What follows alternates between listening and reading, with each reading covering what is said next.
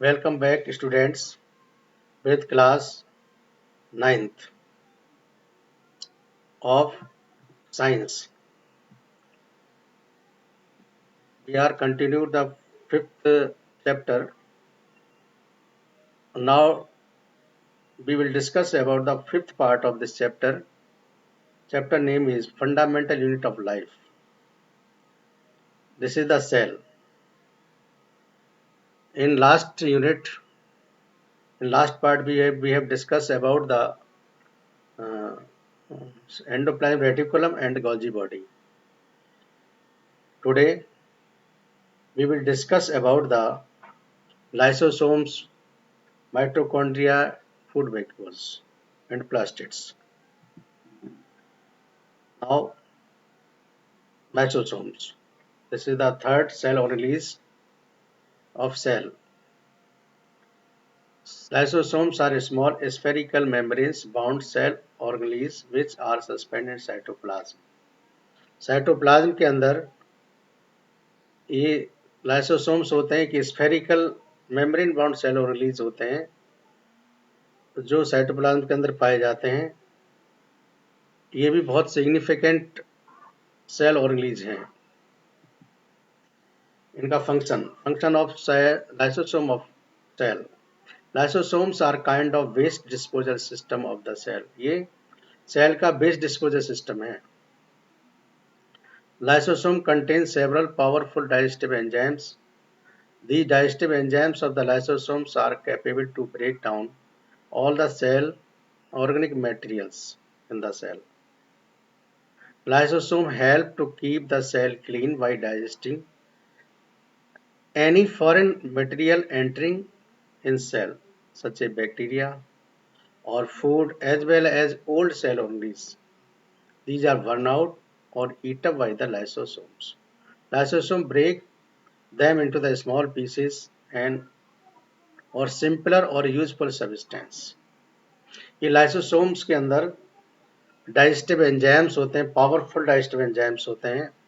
ये digestive enzymes किसी भी उसको पार्ट्स को किसी भी पार्ट्स को डाइजेस्ट करने के कैपेबल होते हैं. इतने उसको ब्रेक डाउन कर देते हैं डाइजेस्ट करके. लाइसोसोम्स उन कोई भी सेल के अंदर एंटर करने वाले जो फॉरेन मटेरियल्स होते हैं, बैक्टीरिया हो, जैसे बैक्टीरिया, फूड पार्टिकल्स और ओल्ड सेल ऑर्गेनेल्स, इन सब को वर्न कर देता है ये डाइजेस्टिव एंजाइम्स के द्वारा, और या उसको खा लिया जाता है. इससे सेल क्लीन हो जाती है. इसको छोटे छोटे स्मॉलर पार्टिकल्स में चेंज करके लाइसोसोम्स इनको सेल से डिसअपियर कर देते हैं. इससे सेल क्लीन हो जाती हैं. इसलिए ये सेल का वेस्ट डिस्पोजल सिस्टम है. Now question is arise that why do the lysosomes called suicidal bag of the cell. यहाँ तो सेल ऑर्गेनेल्स है, फिर भी इसको सुसाइडल बैग क्यों कहते हैं? इसका आंसर है during the disturbance in cellular metabolism. For example when cell get damaged. किसी कारण से सेल डैमेज हो जाती है, कोई गड़बड़ी आ जाती है उसके मेटाबॉलिज्म में, तो लाइसोसोम में बस्ट, लाइसोसोम फट जाता है and digestive enzymes of the lysosome digest their own cell. तो यही लाइसोसोम्स के जो डाइजेस्टिव एंजाइम्स होते हैं सेल के अदर जितने सेल ऑर्गेनेल्स होते हैं उनको डाइजेस्ट करने लगता है. Therefore lysosomes are known as suicidal bag of the cell. क्योंकि ये सेल के ही पार्ट्स को डाइजेस्ट करने लगता है, इसलिए धीरे धीरे सेल ऑर्गेनेल्स को डाइजेस्ट करता है, ब्रेक डाउन कर देता है, हीट अप कर लेता है. इसलिए इसको सुसाइडल बैग कहते हैं. इसका स्ट्रक्चर आप नीचे देख सकते हैं. ये लिपिड्स लेयर मेम्ब्रेन्स हैं, लाइसोसोम्स और अंदर डाइजेस्टिव एंजाइम्स हैं. Now at the fourth cell organelle is mitochondria, most important part of the cell. Mitochondria structure. Mitochondria are two-layered membrane-bound rod-like cell organelles which are suspended in cytoplasm. of all eukaryotic cell. Its outer surface is smooth and the porous, while the inner membrane is deeply folded. These folds are called crusty. ये इसका outer surface है smooth है और but inner surface है वो folded है. इन folds को ही हम बोलते हैं क्रिस्टी. क्रिस्टी एक सरफेस एरिया इंक्रीज करता है जो इसके अंदर जो केमिकल रिएक्शंस होते हैं उसके लिए. क्रिस्टी एक सरफेस एरिया को इंक्रीज कर देता है, इसलिए फोल्डेड है. Now function of the mitochondria. Main function of mitochondria is cellular respiration to generate energy for various chemical activity which are needed for life. सबसे मेन ऑर्गन इसलिए कहा गया है माइटोकॉन्ड्रिया को क्योंकि ये it is the site of the cellular respiration in cell. और respiration cell के अंदर रेस्पिरेशन होता है, वो एनर्जी जनरेट करता है. इसके लिए बहुत सारी केमिकल प्रोसेस होती हैं इसके कारण जिससे एनर्जी जनरेट होती है सेल के लिए. This energy is stored in the form of ATP protein molecule. ATP एक प्रोटीन मॉलिक्यूल होते हैं, इनकी फुल फॉर्म होती है adenosine triphosphate. ATP is called energy currency of the cell. This energy is stored in the form of ATP protein molecules. Full form of ATP is adenosine triphosphate. ATP is called energy currency of the cell. जैसे हमारे purse में रुपए रखे रहते हैं वो currency कहलाते हैं, जिससे हमारी कैपेसिटी बढ़ती है अपने क्रय करने की, परचेज करने की, उससे हैसियत बढ़ती है. उसी तरह से जिस सेल के पास जितने नंबर ऑफ एटीपी अधिक होते हैं ये वही सेल अधिक एनर्जी कंटेन करती है. एनर्जी इसी रूप में स्टोर होती है. ये एक मॉलिक्यूल है एडेनोसिन ट्राइफॉस्फेट. इस मॉलिक्यूल के अंदर एनर्जी ट्रैप हो जाती है, इसीलिए इसको एनर्जी करेंसी कहते हैं. तो I think you have understand that the ATP is the energy currency of the cell because it contains the energy. The body uses energy by stored in the ATP for making new chemical compounds and for mechanical work. Therefore, mitochondria also called powerhouse of the cell. क्योंकि ये mitochondria cellular respiration करती है. Cellular respiration इससे food break down होता है, food के particle break down होते हैं ऑक्सीजन की प्रेजेंस में और उससे एनर्जी जनरेट होती है और उस एनर्जी को स्टोर किया जाता है एटीपी के रूप में, एटीपी पार्टिकल्स या मॉलिक्यूल्स के रूप में. और जितने एटीपी स्टोर हो जाते हैं वो सेल उतनी पावरफुल हो जाती है जिसको फर्दर यूज कर सकते हैं.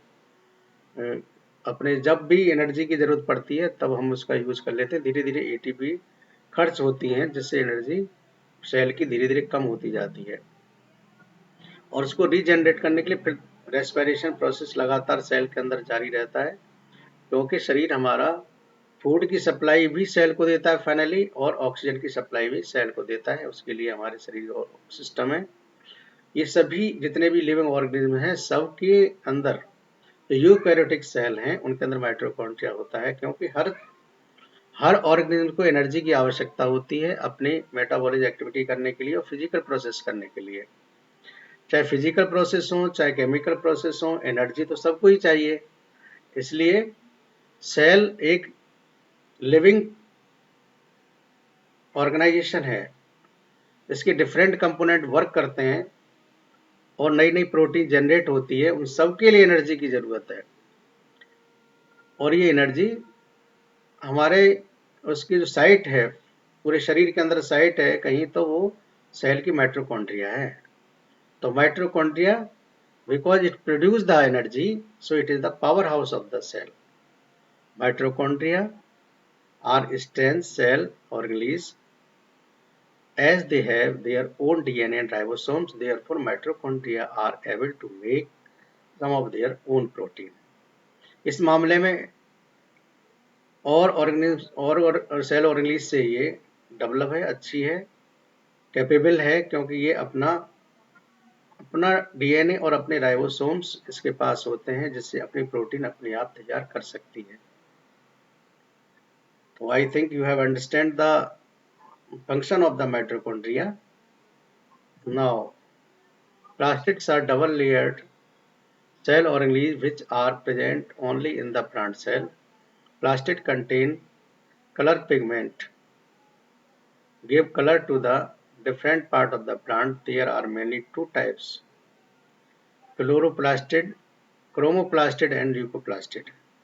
Chromoplastid, these plastid contain different color chemicals like chlorophyll, which is a green pigment, so this plastid is also called chlorophyll.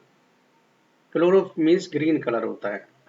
Green pigments को ही क्लोरोफिल बोलते हैं और दूसरे कलर के पिगमेंट्स को क्लोरोफिल नहीं बोलते, उनको सीधे क्रोमोप्लास्टिड ही बोलते हैं।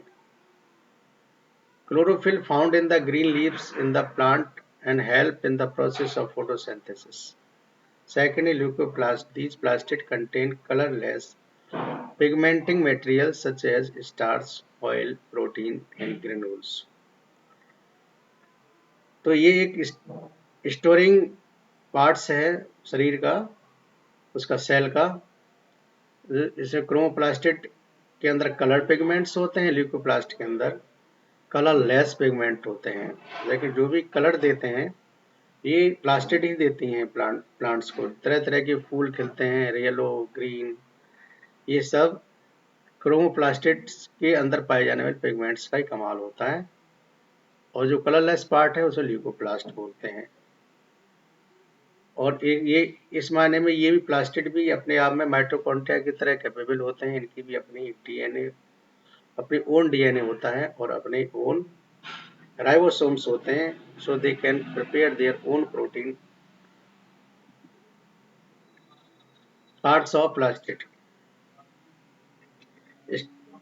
इसके जो पार्ट दिखाई दे रहे हैं आपको, ये स्ट्रक्चर है, ये सब पार्ट्स दिखाई दे रहे हैं। इसके दो मेन पार्ट हैं। एक तो ये मटेरियल है जो येलो कलर का दिखाई दे रहा है, ये plastid consist of numerous membranes layers embedded in material called स्टोरमा। जो मटेरियल है ये मटेरियल है, ये तो स्ट्रोमा है। और दूसरा पार्ट है जो लेयर्ड पार्ट है, granny. The solid layer part is called granny that contain pigment. ये पिगमेंट इनके अंदर स्टोर रहता है। जो ग्रेनी आपको दिखाई दे रही है ये लेयर्ड पार्ट है, और जो मटेरियल है जिसके अंदर ग्रेनी एम्बेडेड रहती हैं वो स्ट्रोमा पार्ट है। मैंने पहले बता चुका है chloroplast also contain their own DNA in ribosomes. Vacuoles are stored. Now the final and sixth cell organelle is vacuoles. Vacuoles are the storage sac of the solid and liquid content. ये जो storage sac होते हैं, storage थैलियां होती हैं, इसमें material store हो जाता है सेल के अंदर। These are empty places in the cell. Vacuoles are small size in animal cell, while plant cell have very large vacuoles. ये एक डिफरेंस है प्लांट सेल और एनिमल सेल के अंदर। फूड जो वैक्यूल्स होती हैं ये प्लांट सेल के अंदर लार्ज होती हैं और एनिमल सेल के अंदर स्मॉल होती हैं। अमीबा यूनिसेलुलर ऑर्गेनिज्म है।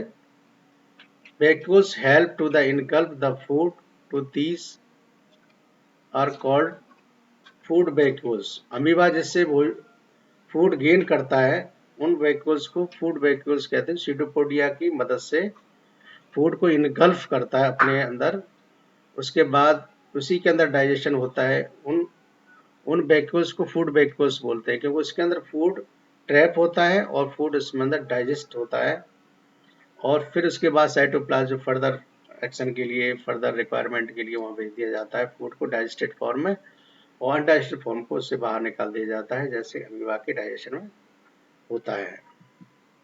Now homework, solve the question given on page 65 and 66।